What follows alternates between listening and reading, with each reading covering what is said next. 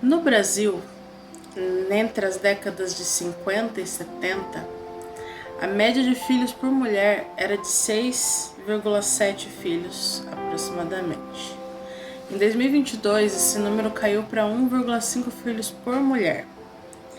Nos últimos dias eu tenho visto muito uma trend que está rolando no Instagram sobre famílias grandes saindo com seus filhos e chocando a sociedade.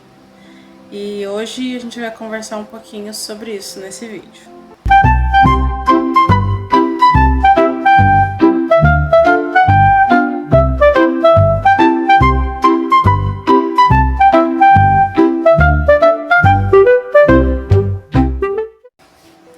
Buenas, povo, tudo bom? Eu sou a Jéssica, Carol, e hoje eu tô aqui para conversar um pouquinho com vocês. Em todos os lugares que eu vou, eu recebo muita pergunta repetida, né? Nossa, são todas suas? São todas meninas, né? É tudo do mesmo pai? É uma pergunta muito comum. E uma pergunta que muita gente me faz também é: meu Deus, como é que você dá conta de tudo com tanta criança? Né? Uma família tão grande, né? E hoje a gente veio conversar aqui um pouquinho sobre isso, né? É uma coisa rara de se ver hoje, né? Mas a gente tem visto muitas famílias aparecendo com mais de 3, 4, 5 filhos, né? Algumas até com mais, né? Então as pessoas sempre ficam muito surpresas assim e perguntam como é que dá conta de tudo, né? É 5 crianças, né? Uma delas bebê, a mais velha tendo 11, a mais nova com 5 meses, né? É uma diferença muito grande. Na mesma saída você compra fralda e você compra topzinho, você compra sandália de salto alto, né? Então é um abismo bem grande de uma para outra, né? Tem a casa, tem o sítio, tem marido, tem eu, né? Como é que dá conta de tudo isso, né? E a gente vai conversar um pouco sobre isso hoje. Porque, parando para pensar, a questão toda não é dar conta. Hoje em dia existe muito essa cobrança de dar conta, precisa se dar conta, né? Desde que a mulher começou a se inserir ali no mercado de trabalho, né? Aumentou o seu acesso a contraceptivos, né, e tudo mais. O número de filhos foi diminuindo, né? E a sobrecarga da mulher foi cada vez aumentando mais. Estranho, não é verdade? Afinal de contas, o que dizem é que quanto menos filho, menos trabalho, né? Mas por algum motivo, a sobrecarga tem aumentado para as mulheres, né? A gente vê muito hoje em dia mulheres sofrendo de burnout, né? Inclusive burnout materno, né? Para mulheres com dupla, tripla jornada, né? Algumas. E é uma coisa que a conta não fecha, né? Não bate. Deveria se estar sobrando tempo, né? Para essas mulheres que têm menos filhos e tudo mais. Mas a questão toda não é sobre esse dar conta, sobre essa cobrança toda. A questão toda é sobre ter um propósito, entender a sua missão. Desde que eu casei com o Thiago, nós, há 12 anos atrás, nós tomamos uma decisão conjunta de que ele trabalharia fora e a partir do momento que nós tivéssemos as crianças, né, que a gente sempre falou em ter mais de uma, mas quando tivéssemos as crianças, eu ia ficar em casa, cuidar das crianças, né? Enquanto ele iria prover fora e eu proveria dentro. E desde então tem sido assim. Não vou mentir, dizer que nunca trabalhei fora, que sempre foi mar de rosas, não.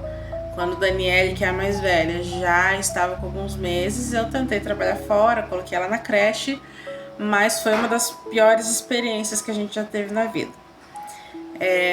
Não recomendo, inclusive. E desde então eu tomei a decisão de ficar em casa, né? Não vou terceirizar a educação das minhas filhas, né? Já é difícil a gente conciliar a educação que a gente dá em casa com a educação que a escola dá, né? Que a escola é obrigatória. Então, todo o tempo que eu puder postergar esse embate de ideologia, esse embate de educação, eu vou postergar o máximo possível, né? Então eu só mando mesmo quando é idade obrigatória e mesmo assim com o coração bem apertado, né? Esse ano a Pietra, que é uma das mais novinhas, ela tá com 4 e ela vai começar a ir pra escola esse ano. Inclusive semana que vem já. Coração na mão, ontem teve a primeira reunião de escola dela. E a gente foi, mas eu já deixei bem claro pra professora, né? Que pelo menos nos primeiros dias, no primeiro mês, ela não vai todo dia, porque questão de adaptação, ela nunca saiu de dentro de casa, ela nunca teve contato com o mundo lá fora sozinha. Ela é muito pequena, uma criança na cidade não tem capacidade, estrutura emocional pra sair pro mundo lá fora e se proteger sozinha, né? Nem crianças grandes conseguem se proteger, né? A gente tem visto aí a catástrofe, as notícias uma em cima da outra que tem caído nos últimos dias aí sobre questões de maldades com criança, né? E a gente, como pais, a gente fica realmente com o coração na mão, mas a gente coloca na mão de Deus, né? Deus protege onde a gente não pode estar, mas a gente tenta fazer tudo que tá no nosso alcance, né? Para que essa proteção se dê. Então, desde que a gente teve a decisão de ter filhos, né?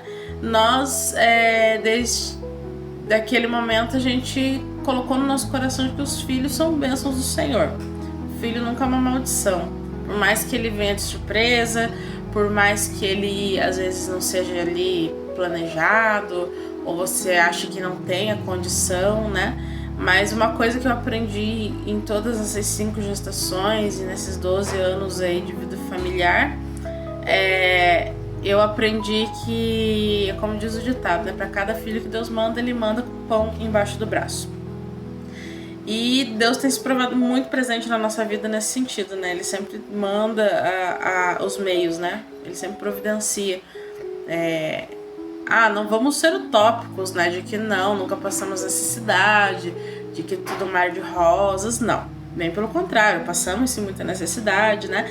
Mas essa vida em família grande, ela tem nos ensinado a não ser egoístas, a viver com simplicidade, a aprender a encontrar alegria nas pequenas coisas, né?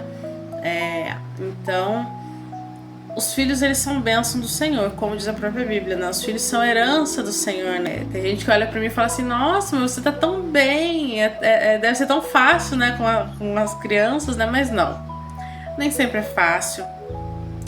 Eu me canso, eu me irrito, eu me estresso, nem sempre eu tô bem, tem dias que eu quero ficar no meu cantinho, eu tenho as minhas limitações emocionais e mentais também. Então, às vezes eu só quero ficar quietinha no meu canto, aquela vontade de ficar jogada no sofá o dia inteiro, né? Mas é claro, por conta delas, né, a gente se levanta e vai à luta todo santo dia, né? Mas nem sempre é fácil e tranquilo, essa é a questão, né? O cansaço materno existe. Não é porque nós escolhemos ter filhos, sejam eles 1, 2, 3, 5, 10 filhos, independente da quantidade, não é porque escolhemos tê-los que nós não nos cansamos, que não nos irritamos, né, que nós não nos estressamos. Sim, a gente se estressa, se irrita, se cansa, porque ser mãe é um trabalho em tempo integral, que não tem férias, não tem folga, é 24/7,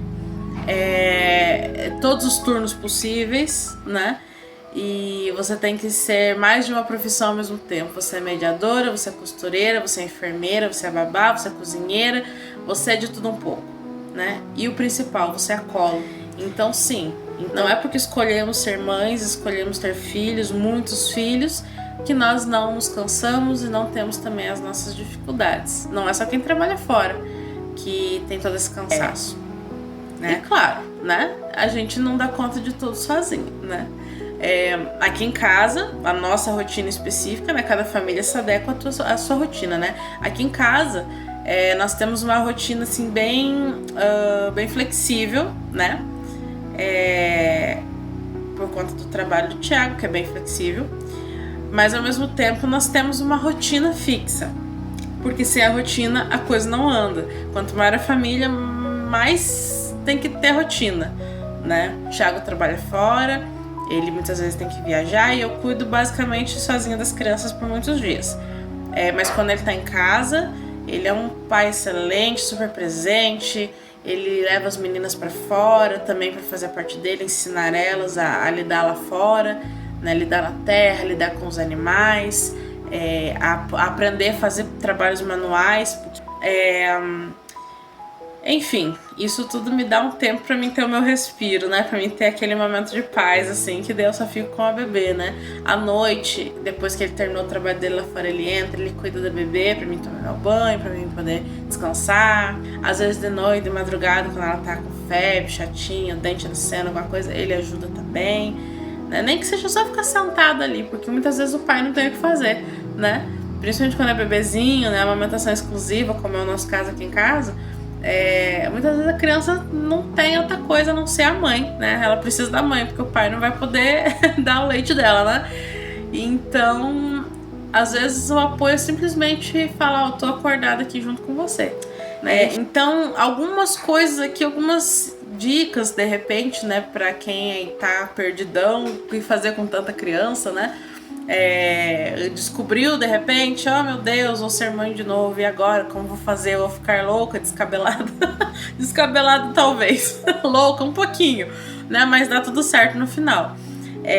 Algumas coisas que funcionam aqui em casa que de repente pode funcionar por aí, né? Então, em primeiro lugar, ter uma rotina é muito importante. Aqui na nossa casa, a gente tem pela casa toda espalhado esses quadros aqui, ó. Quadros cor-de-rosa, né? Feitos com EVA, coisa simples, sabe? Caneta, EVA, coisa que tem em casa. Nesses quadros eu coloco normalmente a rotina das crianças. Então, por exemplo, esse daqui vem dizendo o nome de cada uma e quais atividades que cada uma tem capacidade de fazer. As atividades eu seleciono elas de acordo com a idade e com a capacidade física e mental da criança, né? Então, cada uma tem a sua atividade desde que aprende a andar. Então, uma vai juntar os sapatos, os brinquedos, outra lava a louça, outra limpa o banheiro, né? As mais velhas, principalmente a mais velha, ela ajuda o pai dela a cuidar dos animais, né? As galinhas lá é responsabilidade dela, claro, sempre com orientação e supervisão do pai, né? Que é a que lida mais lá. Quando o pai não está, eu supervisiono, ajudo ela. Mas cada uma tem sua atividade de acordo com a sua capacidade, né? Todos nascemos com capacidades para ser desenvolvidas, né? Aqui nós temos também o quadrinho delas de lembrança do culto matinal delas, pessoal, o momento delas com Deus, né? A gente ensina desde pequenininha a ter. Ler a Bíblia, ler um capítulo por dia pelo menos, as maiores, né? Fazer uma oração, temos os cultos familiares, né? É importante. Temos alguns quadros esses também para lá, na cozinha ali, em que tem as atividades de cada uma. Hoje tem que arrumar a cama, fazer isso, fazer isso, fazer isso, fazer isso. Aí conforme elas vão terminando, elas vão fechando as atividades, né?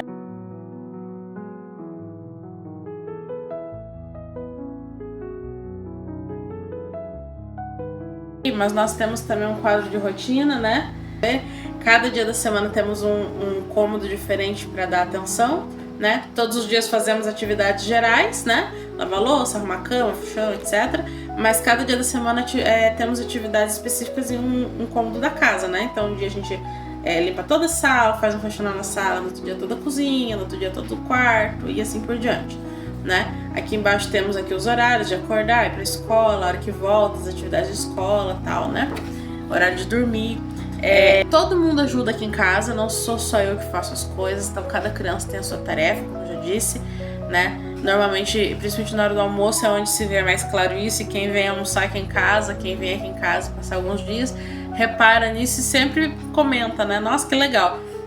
Aqui em casa funciona da seguinte forma na hora do almoço: eu preparo o almoço, ou então o papai prepara o almoço quando eu tô cansada ou quando eu tô fazendo alguma outra coisa e ele tá em casa, né? E às vezes a nenê também demanda muita atenção, então ele vai fazer o almoço.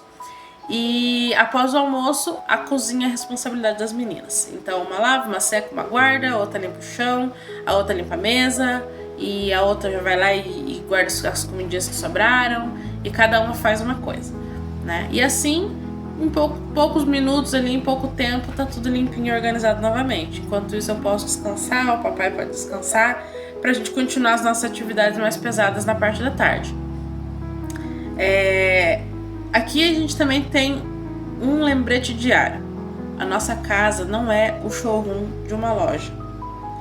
Então, não se assuste se você chegar aqui e encontrar um sapato num canto, um brinquedo jogado no outro, de repente vai ter uma blusa ali em cima do sofá, vai ter um livro fora, nem sempre os livros estão organizados assim,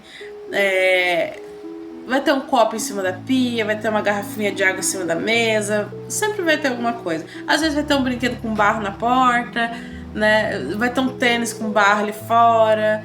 Às vezes você vai chegar, na maioria das vezes, você vai chegar aqui em casa e vai ver as crianças só o olho branco, né? O resto do corpo todo sujo de barro, porque aqui tem vida.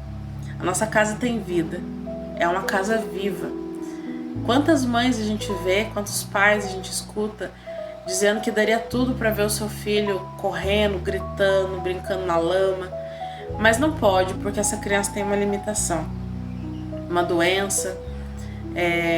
Então a gente agradece a Deus, porque toda essa bagunça, esse barulho é sinônimo de vida, sinônimo de saúde.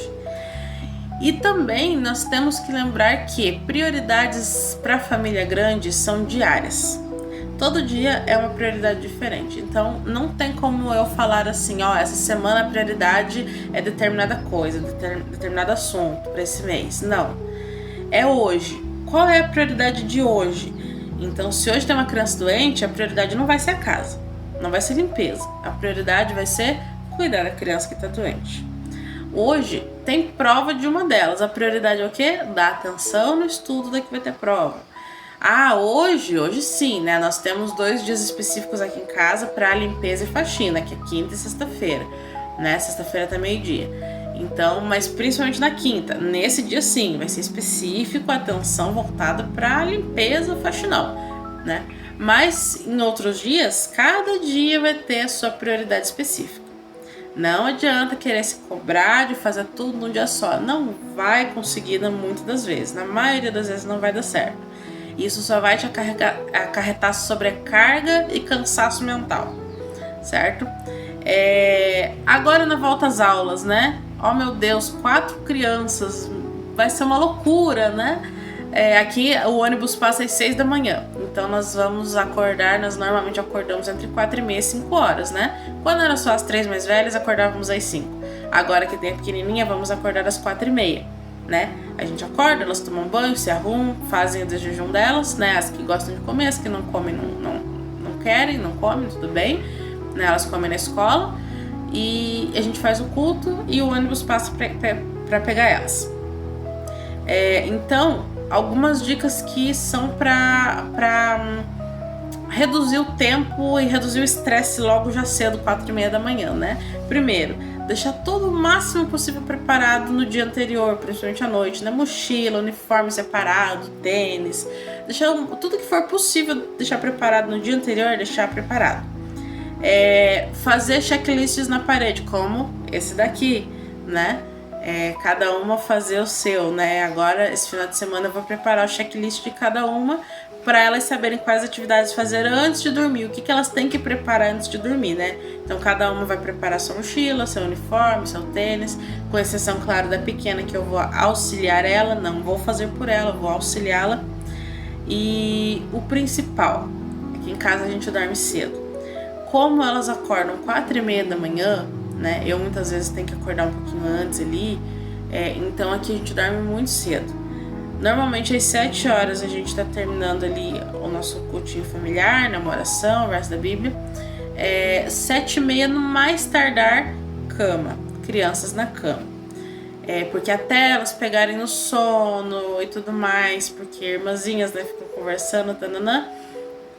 No máximo 15 para as 8 horas todo mundo já tá roncando na cama, tá todo mundo dormindinho, babando na cama já, né? E isso auxilia muito, porque no dia seguinte elas acordam descansadas, o estresse é muito menor.